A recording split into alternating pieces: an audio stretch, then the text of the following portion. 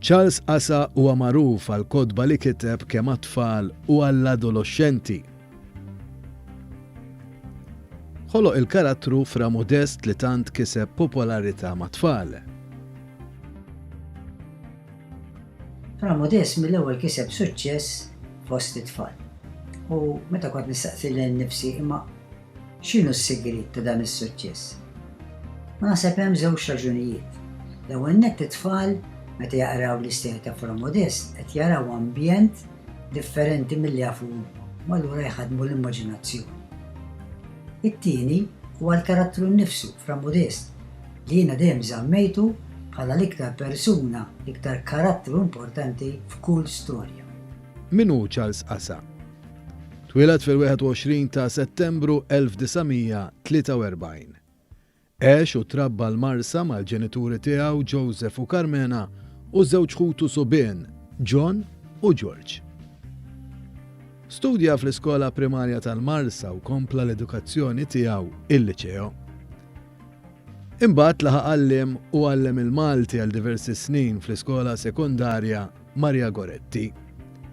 Iżewweġ lil Mary u għandhom 3 tfal, Stefania, Mark u Kristjana. Illum saru ukoll nanniet. Għalkemm Charles Assa huwa magħruf l-aktar għall-kodba ta' tfal, kiteb ukoll ħafna xogħlijiet għall-adulti. Wieħed mill-karattri li jibqa' maġun mal-awtur u Fra Modest. Għalkemm għaddew 55 sena, dan il-karattru għadu mfittex ferm it-tfal. L-ewwel storja li ppubblika kienet Ir-ruħ fil-kantina. Mill-1971 sal-2018 ġew ippubblikati 6 kodba dwar dan il-karattru umoristiku.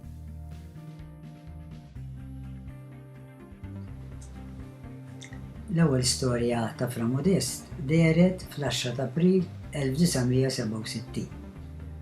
U din kienet deret fiċ-Children's Zone numru 292.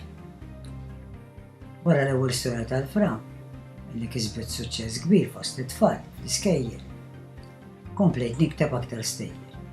U sal-lum ktibt 110 stejjer li huma miġbura f'6 kodba li ħarġu bejn l-1971 u l-2018. Dawn l-aħħar snin Charles Assa ikkollabora mal-Aġenzija Nazzjonali tal-Litterizmu fuq diversi proġetti. Kemm nixtieq li kelli l-ġwienaħ huwa l-ewwel ktieb li ppubblika mal-Aġenzija. Il-poeżiji li deru fil-ktieb saru wkoll kanzunetti b'melodiji tant ħelwin.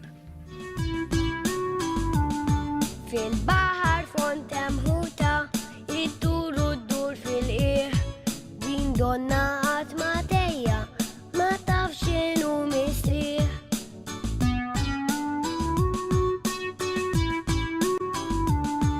Tistaħba taħt xi blata jew fil-ħaxix tal-qiegħ biex terġa' titlaq tiġri u taħrab minnu fih. Fl-2020 ippubblika wkoll L-Asfur tal-Kwiekeb. Dan il-ktieb hu speċjali għall-awtur għax ifakru flaxijiet sbieħ ta' tfulitu. Waħda mill-memorji sbieħ li għandi ta' tfuliti hi li meta konna żgħar jiena u ħuti konna nitilgħu fuq il-bejt tad-dar, nifirxu gverta mal-art u hemm noqogħdu nħarsu lejn il-kwiekeb fis-sema. Sintendi, dan konna nagħmluh flaxijiet sbieħ tas-sajf. U waqt li konna nkunu qed inħarsu lejn il-kwiekeb, mhux l-ewwel darba li ġiet nixxewwa inkun naf kemm hemm kwiekeb fis-sema. U kont nibda noqgħod, imma qatt ma rnexxieli għax kull darba li kont nibda kont nispiċċa biex nitfixkel u fl-aħħar tajt qalbi.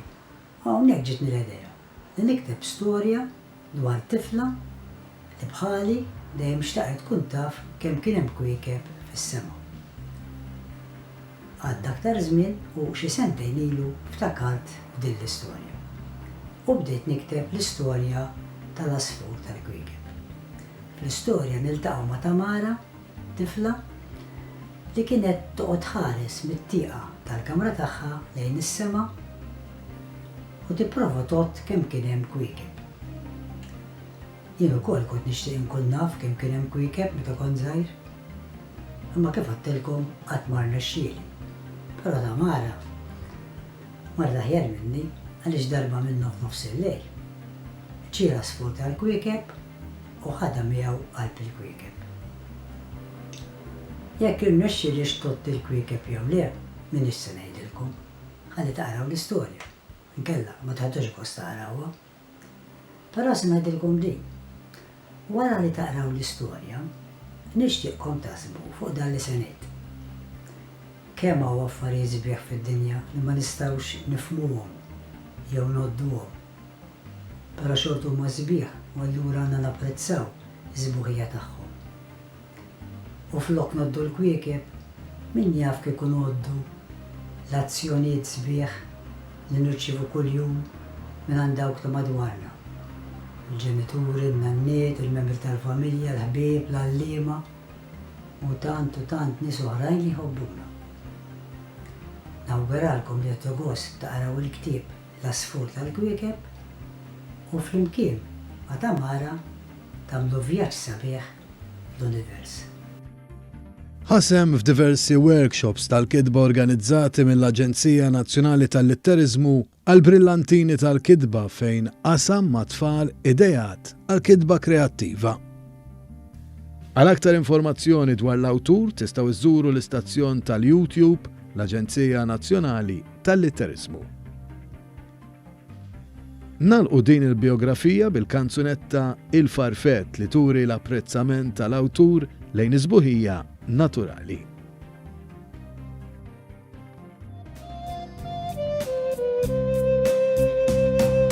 Farfett rajti tir bil-ħeffa fuq il-fjuri kollha l-wien u staqsejtu x'kienet jagħmel daqshekk kmieni f'dak il-ġnien.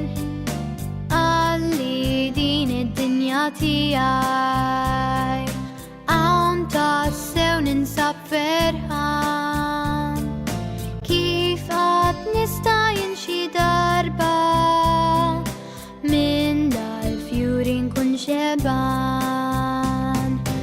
Ara ftit kemm hawn kuluri, kemm hawn xtieli kollha sbieħ.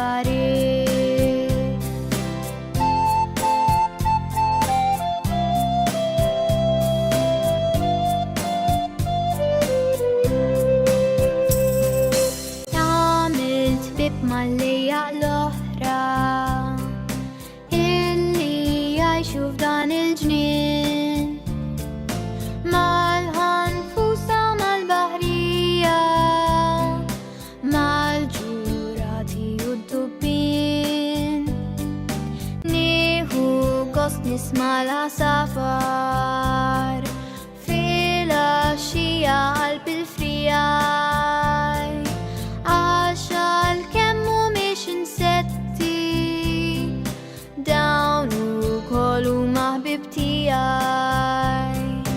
Ġieli mmur sadejn il-vaska illi fija ħafna qut.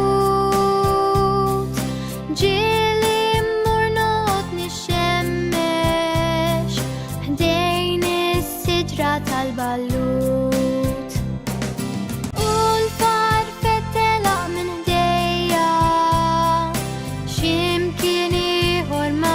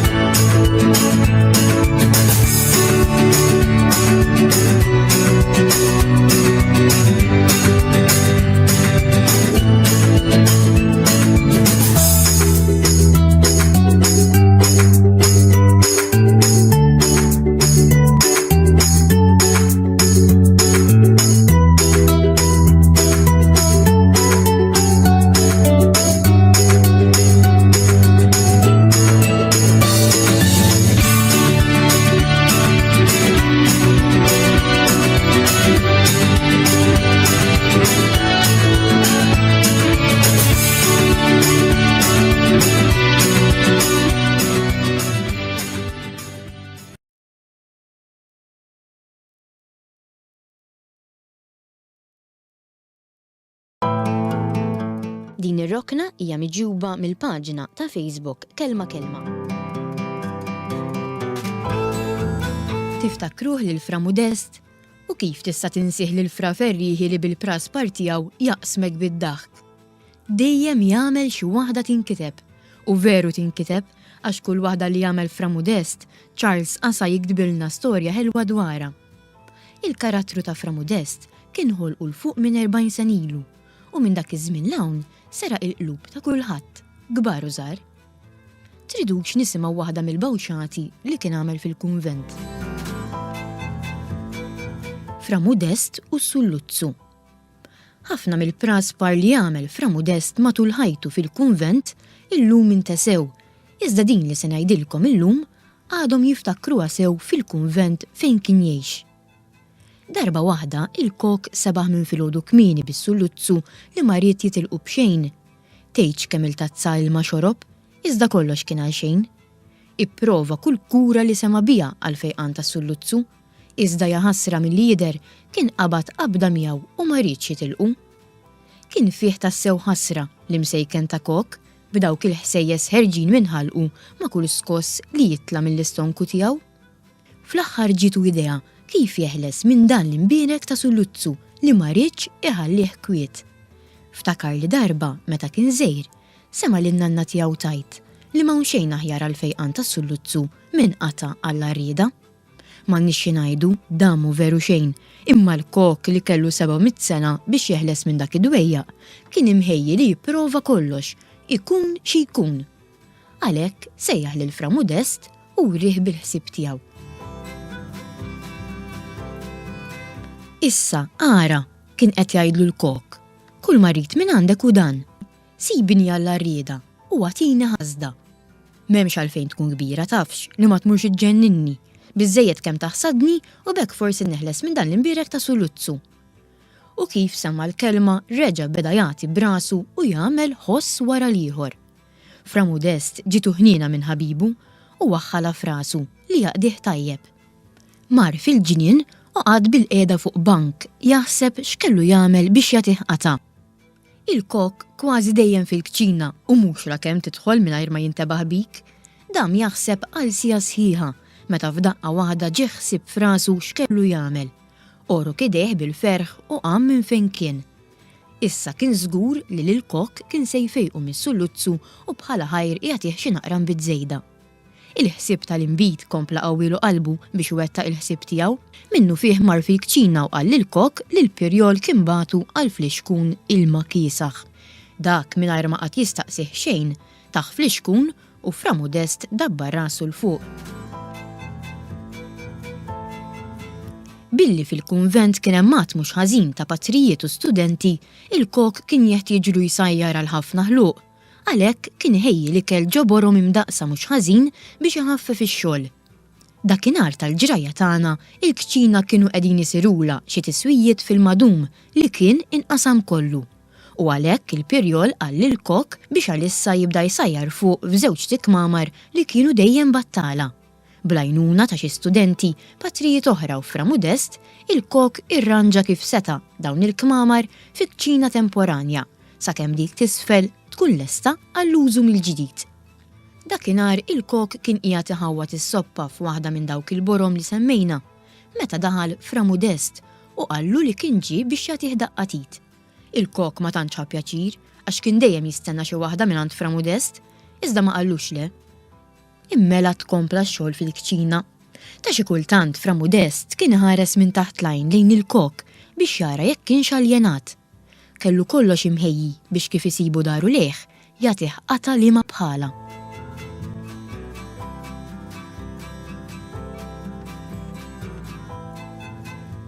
U fl-aħħar ġitu x-xoqqa f'muxta. Ra li l-kok jerfa' waħda mill-borom bis-soppa ġew fihom u jersaq lejn tieqa li kienet tagħti għall-ġnien biex iqiegħda fuq mejda ħalli tibret. Malli ra hekk, Fra Modest ħareġ minn taħt iċ-ċoqqa fl-ixkun ilma kiesaħ, resaq lejn il-kok u f'salt wieħed battallu nofsu fonqu. M'għandniex xi ngħidu malli l-imsejken ta' kok ħaż dik il-kesħa kollha ma daru, għajja tajta li twaħħax u tajjar il-borma minn idejh li baqgħet ħirġa mit-tieqa l-isfel. Ajma, jaħasra, Fra! Beda jgħajjat il-kok b'nifsu maqtuħ. M'hawnx għalik, hej, x'ħasda ħsatni? Mhux intet li biex nagħtik qata, wieġbu l-Fra. Iva naf imma taf x'inhi li jimmetlekx biex tagħtini ħasda bħal din, bil-qata li tajtni tfajt il-borma l-isfel. U marru tnejn jittawlu mit-tieqa ħalli jaraw fejn ġiet il-borma. U dak li raw ġielhom iħarsu lejn xulxin bil-biża'. Hemm taħt it-tieqa kien hemm il-pirjol bil-borma ġo rasu u s-soppa iċċarċar ma' wiċċu. Issa sew qallu l-kok, issa jien neħel miegħu. Immintek li biex naħsdek, qallu Fra Modest. Għamiltili Fra, għaf li għamiltili, iktar jien ukoll mort qabbattek. Imma jien fejn kont naf li ser titfal borma l-isfel. Missek għattattenx kelli fidija, iżda ma komplix, għax reġa beda bl-iskossi qawwija tas-sulluzzu. Fra Modestra li aħjar idabbar rasu, bejna xrajnejn il-kok jixelu bil-korla u bejna x'minn ħina liħor kien qed jistenna li jitfaċċa ġol kċina il-pirjol b'xi gundalla fuq rasu.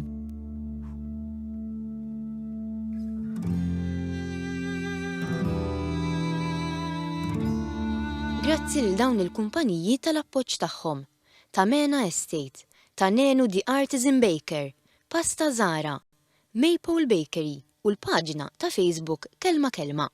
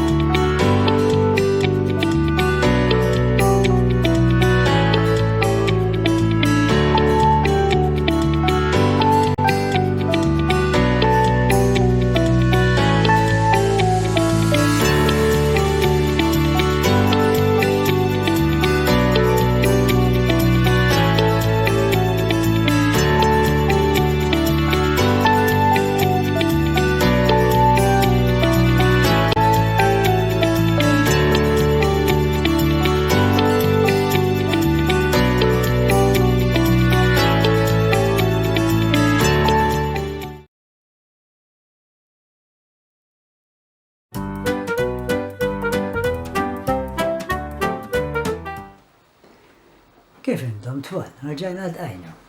Illum se naqrakom storja oħra. Jisima Blata Kbira.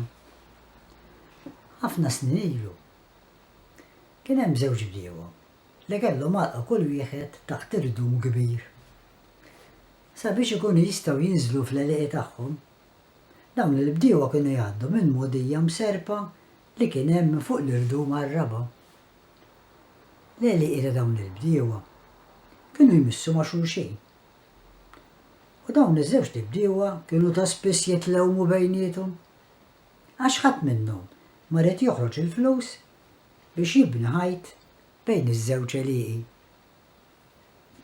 Mala darba waħda f'xitwa qalila u waqt mal-tembata matul il-lejl. Blata Kbira nqatat mill-irdum u tgerbet għal isfel u waqfet sewwa sew bejn iż-żewġ għelieqi li kellhom dawk il-bdiewa.